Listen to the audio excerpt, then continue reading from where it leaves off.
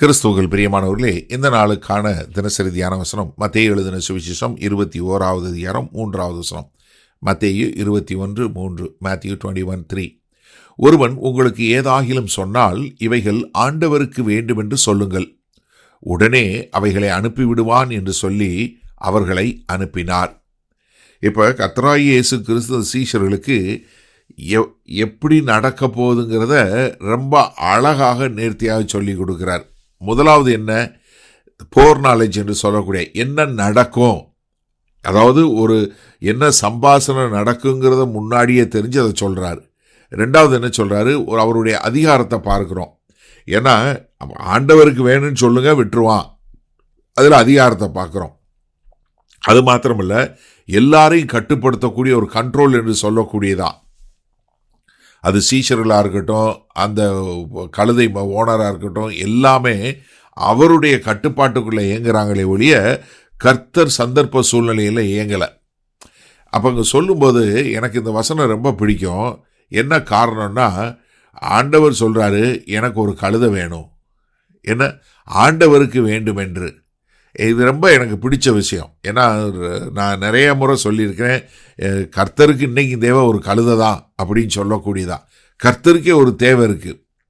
இப்போ அவர் ஆண்டவருக்கு வேணும்னு சொல்லும்போது அவருடைய ராஜாவா என்று சொல்லக்கூடிய ஒரு காரியத்தை காட்டுது, அவருடைய அதிகாரத்தை காட்டுது. ஏன்னா பூமியில் இருக்கிற மக்களுடைய அதிகாரத்துக்கு மேலே அதிகாரத்தை காட்டுது.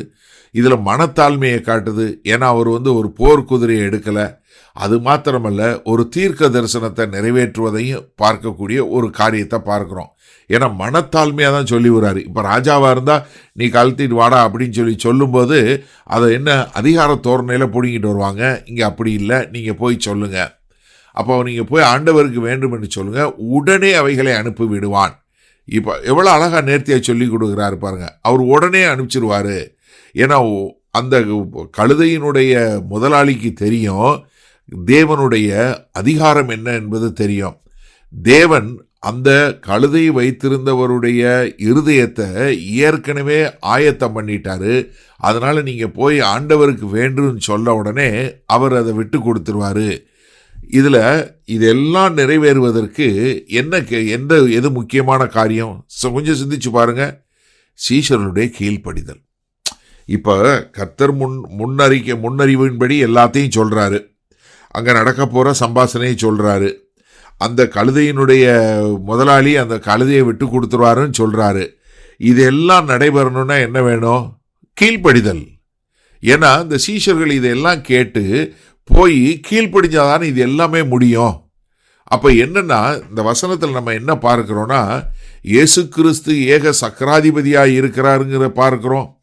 அது மாத்திரமல்ல, ஆண்டவருக்கு வேண்டும் சொல்லும்போது அவர் ஒரு ராஜாவாக இருக்கிறார் என்று சொல்லக்கூடிய காரியத்தை பார்க்கிறோம். முதலாளி உடனே விட்டுருவார்னு சொல்லும்போது கர்த்தர் அவருடைய இருதயத்தை ஆயத்தப்படுத்தினதை பார்க்கிறோம். அவர் ஒரு மனத்தாழ்மையுள்ள ராஜாவாக கழுதையை தேடுறாருங்க பார்க்கிறோம். அது மாத்திரமல்ல, இதெல்லாம் தீர்க்க தரிசனமாய் சொல்லப்பட்டது நிறைவேறுவதை நம்ம பார்க்கிறோம். சரி, இந்த நாளில் நம்ம இந்த வசனத்தை நம்ம எப்படி எடுத்துக்கொள்வது? உங்களுக்கு என்ன தேவையோ அதை கர்த்தர் ஏற்கனவே ஆயத்தம் பண்ணி வைத்துட்டார்.